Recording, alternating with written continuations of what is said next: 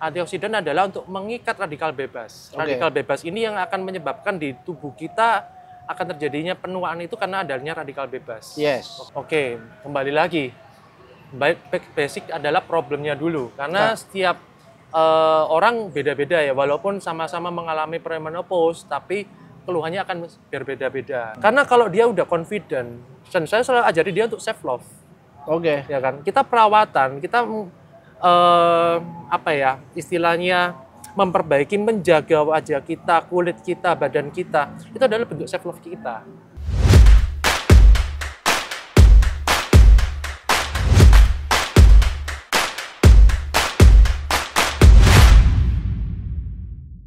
Hai guys, masih kembali bersama saya Abed Fit Coach pada seri Update Time Story. Kali ini podcastnya agak sedikit berbeda karena kita di luar. Dan kedua adalah podcastnya juga sedikit berbeda karena yang di podcastin ternyata nggak ngerti kalau kita ini mau podcast ternyata. Kirain meeting doang ya? Nah, dipikirnya meeting, tapi intinya adalah kita cuma kepingin ngomongin dari sisi hari ini agak sedikit berbeda mungkin ya. Nah, kita akan ngomongin tentang topik kulit. Nah, kalau kita ngomong tentang kulit, apalagi itu untuk cewek-cewek ini ya, mama-mama terutama, ketika mereka menua, siapa sih nggak kepingin kulitnya tetap glowing gitu ya, shining, shimmering, splendid. Nah, saya hari ini menculik kolega saya, ya kan, dia sick shock karena dia nggak ada persiapan sama sekali, dipikirnya kita cuma hari ini meeting dan ngopi-ngopi biasa, tapi tak paksa, sehingga kitanya jadinya seminya outdoor gitu ya. Jadi sebelum kita masuk lebih dalam, pastinya tak kenal maka tak sayang. Kenalan dulu dong bro. Halo, kenalan sedikit. Saya Dr. Erwin Sugito. Saya dari Tanata Estetik Klinik Surabaya. Hari ini memang betul-betul di prank sama si Abed. Oke, gimana Abed? Oke dok. Jadi gini, mungkin pertanyaan pertama begini. Kita sempat kemarin waktu pertama kita ketemu kan kita sempat bahas tentang perimenopause ya. Ya, Dan kebetulan kita juga ada upcoming seminar offline.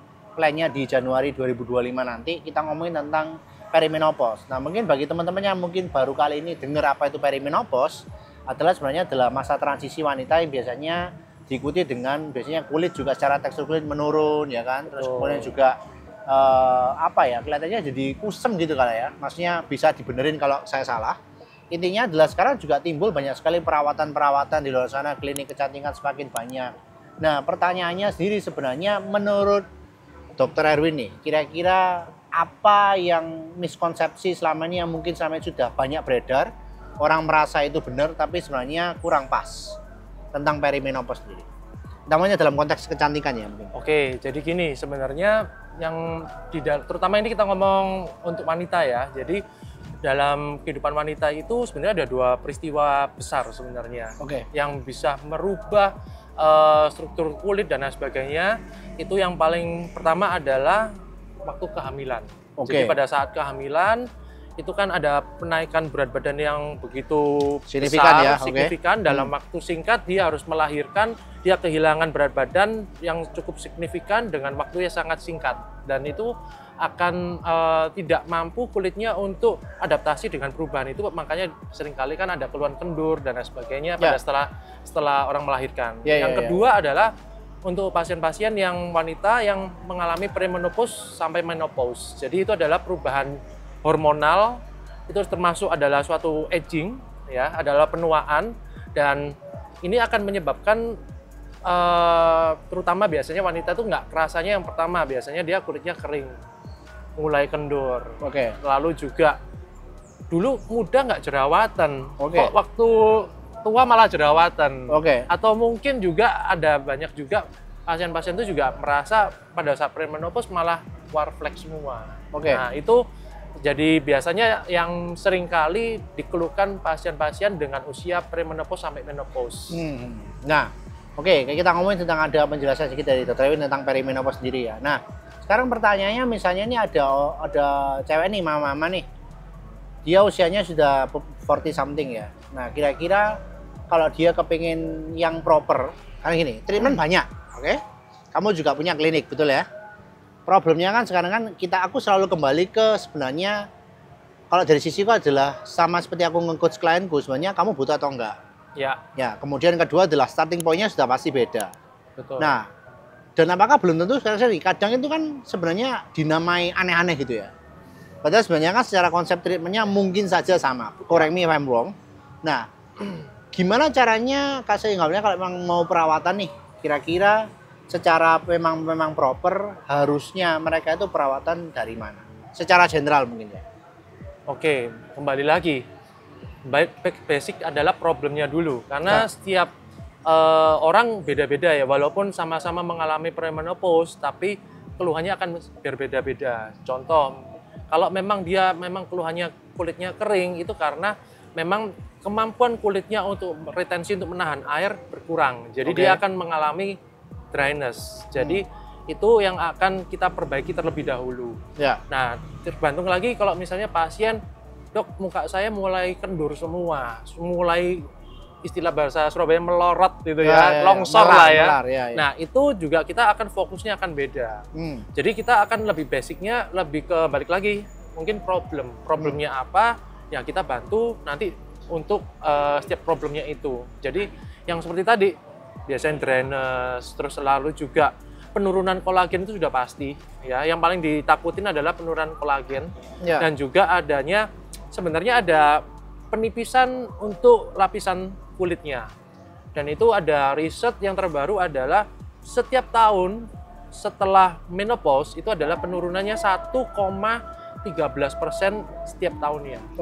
Ya, tapi sebelumnya premenopause sebenarnya sudah terjadi juga sebenarnya. Aging adalah seperti itu.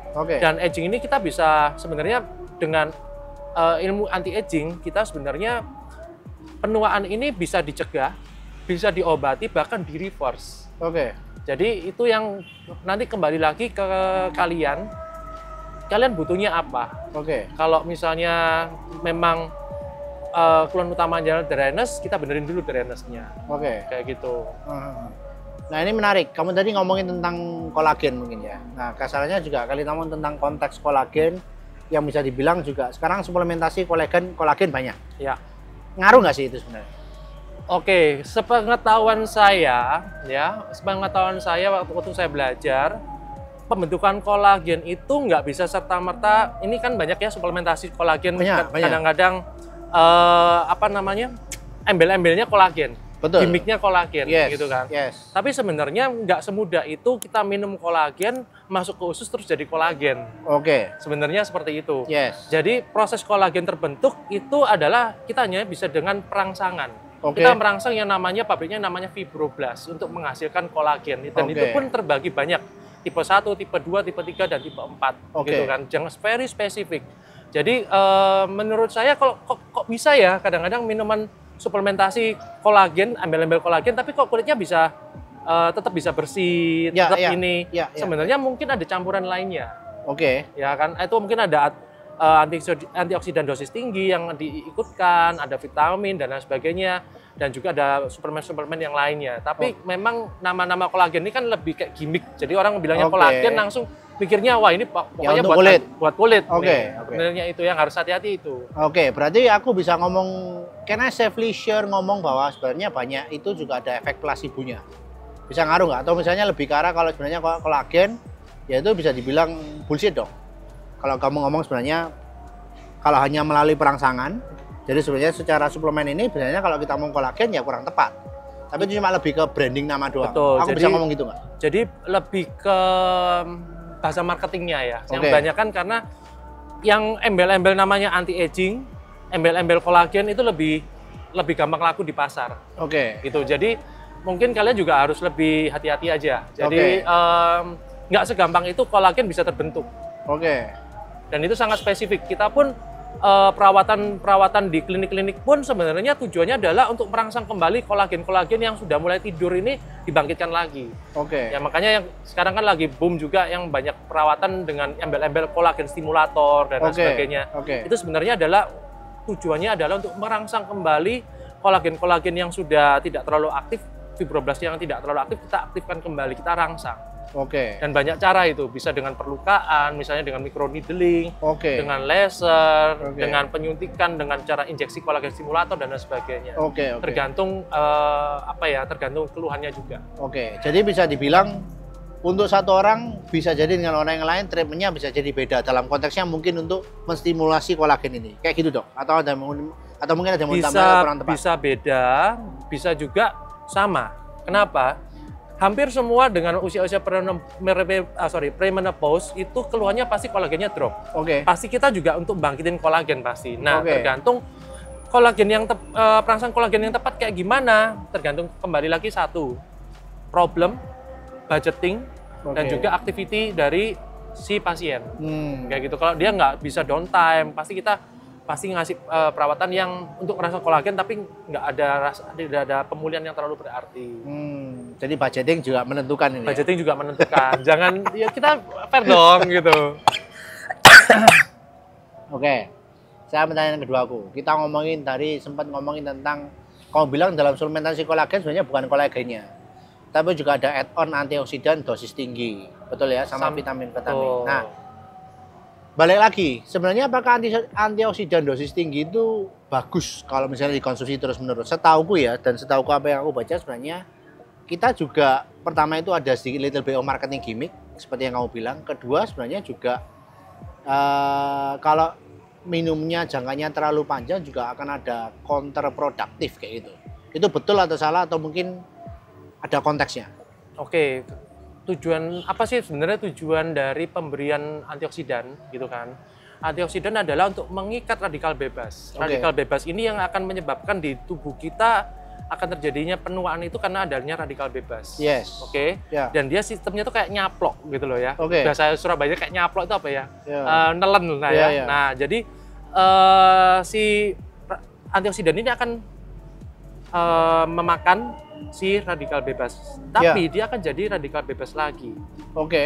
Jadi karena itu lebih baik disarankan pemakaian antioksidan itu bukan dengan hanya satu jenis antioksidan, tapi lebih dari 2 atau 3 jenis antioksidan. Contohnya kita bisa kombinasi antara vitamin C dengan antasantin, bisa dengan macam-macam lah gitu ya. Jadi kita bisa kombinasi dan jangka panjang nggak sih sebenarnya?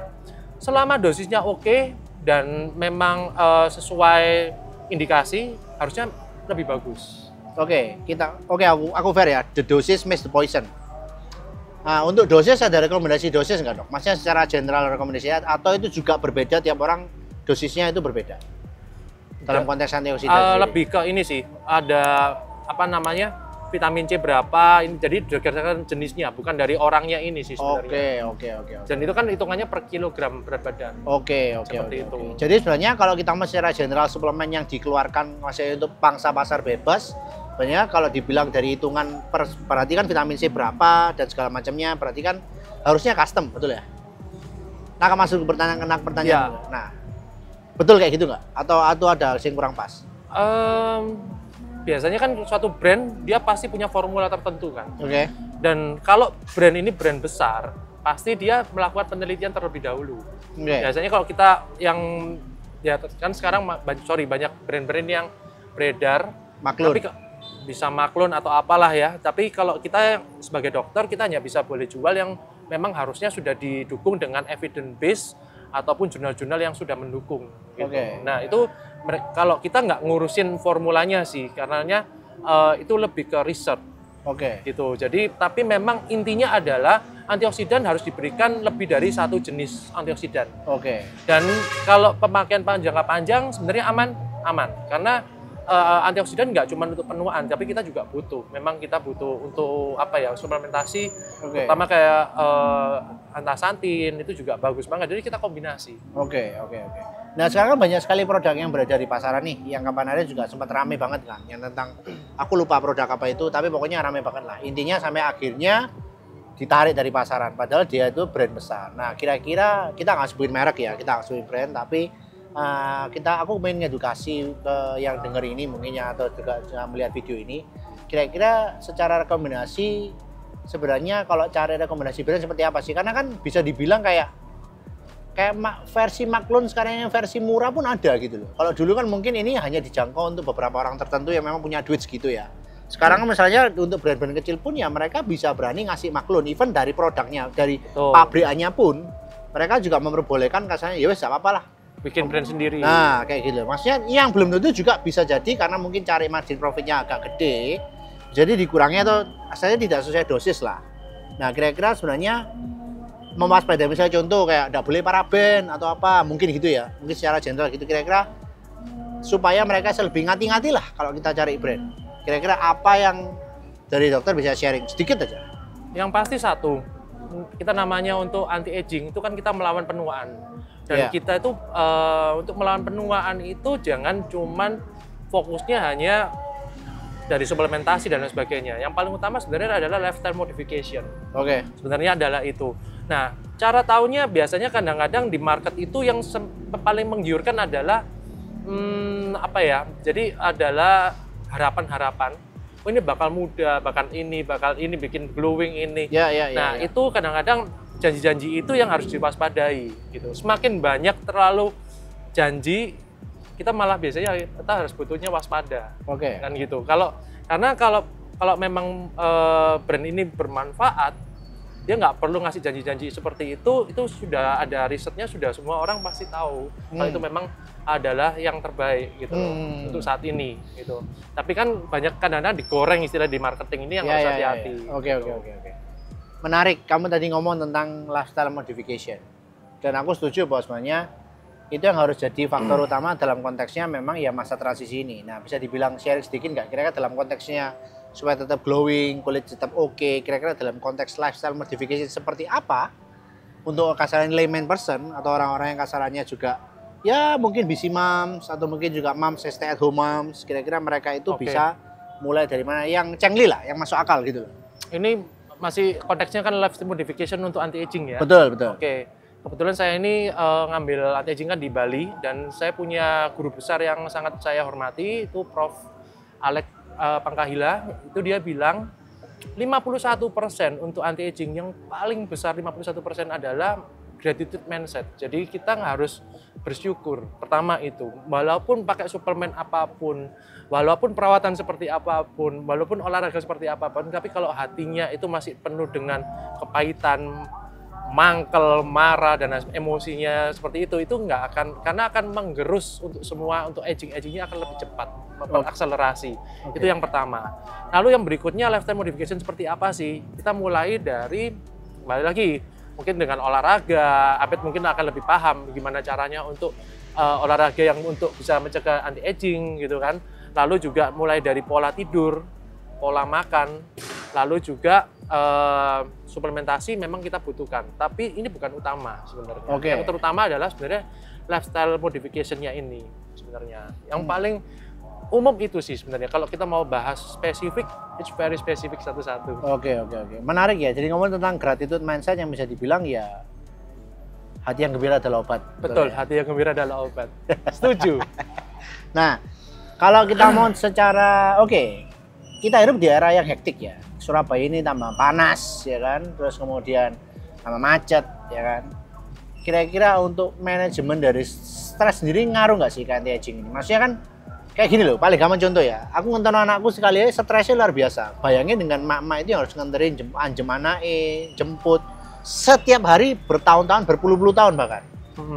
Setauku juga stres ini salah satu number one killer yang silent killer in the world. Bukan jantung sih, tapi stres-stresnya menjawab sekarang kayak kenapa banyak sekali case-case kayak kanker juga sekarang lebih banyak. Betul. Dan menurutku juga salah satunya adalah stres. Nah, kira-kira dari stres sendiri juga ngaruh nggak sih, sama juga dari tidur? Pasti ngaruh, karena pikiran itu akan attract apapun yang terjadi dalam hidupmu. Mindset, makanya kan mindset itu penting banget gitu kan. Tapi kalau kita bahas mindset nanti kayaknya terlalu panjang ini nanti.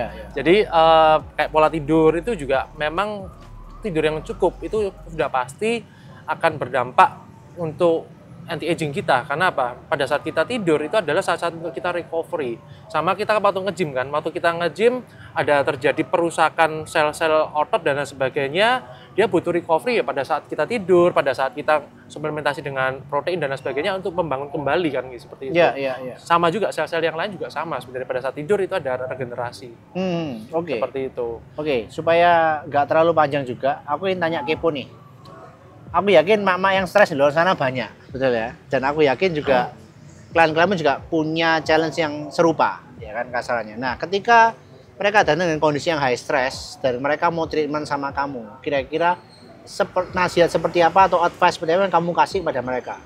Nangkap masuk nggak? Maksudnya kan pasti itu mempengaruhi ya. Betul. Terlepas dari memang ya tangannya sih megang siapa secara treatmentnya. Cuman maksudku kan, is there anything that we can do untuk dalam konteksnya memang kita untuk manage stress ini? Kira-kira kamu ngasih wejangannya Dr. Erwin ini kayak apa sih? Oke. Maka masuk ya? Maksudnya kayak kurang lebih kan maksudnya kan, ini make sense gitu. Maksudnya yang kayak gini nggak mungkin 1-2 nih. Oke. Ya. Oke. Memang bocoran ya. sedikit lah. Paling stres itu sebenarnya bukan mak-mak yang antar anak sekolah sebenarnya. Oh gitu ya? Iya. Ada yang lebih stres lagi? Ada. Oke. Sebenarnya pasien-pasien saya itu yang pasien-pasien dengan kondisi melasma atau flek, ya. Oke. Flek ini kan nggak bisa hilang total. Oke. Ya, saya selalu mengibaratkan flek ini seperti orang diabetes. Oke. Ya, jadi kalau udah kena flek, ya dia nggak akan bisa hilang total. Oke. Tapi kalau nggak dirawat, dia akan makin parah. Oke. Dan mungkin seumur hidup akan butuh pengobatan. Oke. Ya. Oke. Nah, oke. mereka ini orang dengan flek ini biasanya sangat depresi karena biasanya udah keliling kemana-mana dan mereka kayak up and down, fleknya mendadak udah bagus, mendadak drop lagi dan lain sebagainya, dan mereka kayak unhappy gitu loh. Oke. Ya, jadi kadang-kadang lihat kaca aja udah stres. Dia bilang, "Dok, aku lihat kaca aja udah hatiku nggak enak." Gitu kan. Dan sering kali itu pasien datang ke kita awal-awal selalu ekspresinya itu nggak enak gitu loh, apa ya? Ada rasa unsatisfied gitu ya. Oke. Jadi setelah kita rawat, biasanya ada perubahan itu waktu ngobrol konsultasi gini baru bisa senyum. Oke. Jadi yang paling stres sebenarnya adalah pasien-pasien yang seperti itu. Kasihan banget sih. Dan itu salah satunya juga bisa dipengaruhi dengan pada saat usia-usia premenopause sebenarnya. Oh gitu. Karena perubahan hormonal sebenarnya. Ataupun biasanya seringkali juga ada pengaruh dari dulu kan ada program pemerintah untuk KB. Jadi pemakaian KB jangka panjang itu juga ada meningkatkan resiko untuk terjadinya flek. Oh, I see. Ini aku baru tahu nih, satu hal yang baru ini buat aku. Gitu. Jadi kalau untuk secara general stres gimana? Ya saya selalu bilang hati yang gembira adalah obat. Ya. Cuman yang pasti satu, goal saya selalu di klinik satu. Saya selalu untuk naikkan confidence-nya dia. Karena kalau dia udah confident, dan saya selalu ajari dia untuk self love. Oke. Ya kan? Kita perawatan, kita istilahnya memperbaiki, menjaga wajah kita, kulit kita, badan kita, itu adalah bentuk self love kita. Oke. Gitu kan. Kalau kita nggak menghargai diri sendiri, gimana orang lain bisa menghargai kita?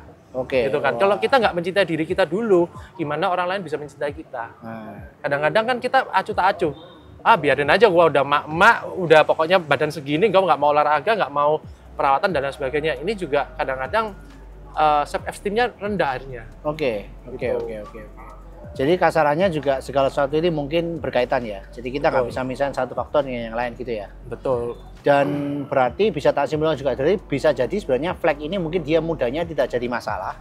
Tapi ketika dia perimenopause atau ketika ada penurunan karena mungkin faktor usia dan segala macamnya, bisa jadi dia moro-moro ada flek gitu. Berarti betul gitu ya? Bisa seperti itu, bisa awalnya tidak ada flek, mendadak pada usia perimenopause muncul. Ada juga memang dari muda. Karena flek juga ada efek genetik, ada turunan. Oke. Kalau nggak ada genetik juga, walaupun perimenopause juga nggak keluar. Oh, I see. Banyak juga yang wanita-wanita yang beruntung, walaupun usia premenopause, menopause itu pun masih bebas dari flek. Hanya mungkin dikit, mungkin karena paparan matahari yang berlebih. Oke. Kayak gitu. Oke, last one. Kok jadi panjang terus ya? Oke, intinya gini, last one. Ngomongin matahari nih. Oke. Hanya bilang bahwa matahari itu jahat banget. Betul. Yes or no? Yes.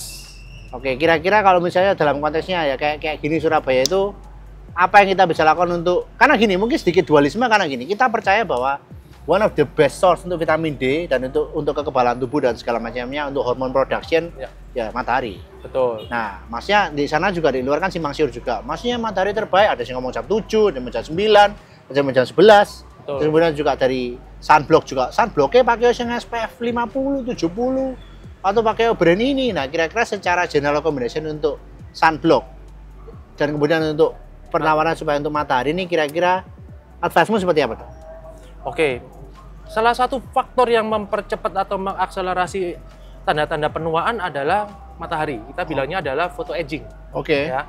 Dan photoaging ini jahat banget, terutama UVB ini jahat banget. Oke. Ya, dia akan menyebabkan penurunan banget untuk produksi kolagen, lalu juga untuk ke kulitnya dia gampang keriput dan lain sebagainya, dan timbul flek. Itu adalah UVB itu jahat banget, ya kan? Lalu perlu nggak sih kalau kita kalau mau berjemur, boleh nggak kita berjemur? Boleh, tapi harus bijak. Ya, dari jamnya kita harus perhatikan jamnya juga, lalu juga mungkin cuacanya juga. Ya. Jadi kita harus perhatikan juga, kan nggak juga jam 12 siang kita berjemur gitu loh kan. Nah, jadi kita harus tahu jamnya kapan. Jam menurutmu untuk jam yang terbaik?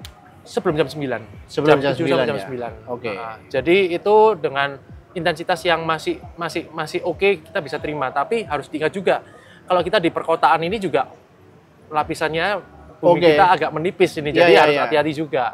Itu karena apa?